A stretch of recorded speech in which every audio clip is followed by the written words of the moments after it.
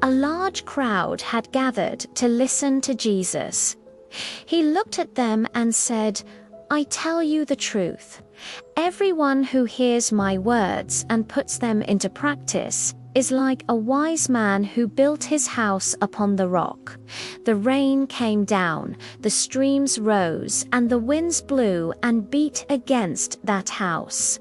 Yet it did not fall, for it had been well built. But everyone who hears my words and does not obey is like a foolish man who built his house upon sand. The rain came down, the streams rose, and the winds blew and beat against that house, and it fell, and great was its fall." As Jesus spoke, the people looked out over the sea where waves crashed against the shore. They imagined a strong house shining on top of the solid stone, steadfast and immovable. Then suddenly Jesus warned, "But those who hear my words and do not obey are like a foolish man who built his house upon sand."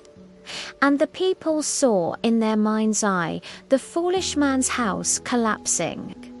They watched in suspense as the walls crumbled and fell. The next scene unfolded before them. A mighty windstorm raged across the land. Rain poured from the sky like a waterfall, and the wind roared like a hungry lion. It seemed as though the very mountains might be uprooted and thrown into the sea. The people huddled together for shelter, and they could only watch in horror as the house on the sand collapsed, with not a single stone left standing. Then, just as suddenly, the sun broke through the clouds and shone brightly on the smiling face of Jesus. He looked out at the crowd and asked, "Which house do you think will stand firm, the one built on stone or the one built on sand?" The people looked at each other and then back at Jesus. They knew the answer. "On the rock," they shouted. Jesus nodded and said, "Anyone who hears my words and obeys them has built their life on the rock. But anyone who rejects my words has built their life on sand. And one day the winds of trouble will blow, and when they do, the house will begin to shake. If it's built on sand, the winds will cause it to collapse.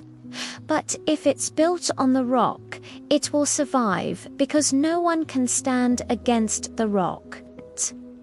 As the crowd dispersed, they thought about what Jesus had said. They realized that his words were true. If they wanted to have a strong and happy life, they must build it on the rock. They knew that he was the rock, and so they followed him, knowing that he would lead them to the right way of living. And from that day forward, they tried their best to obey everything he taught them. Are you building your life on the rock or on sand?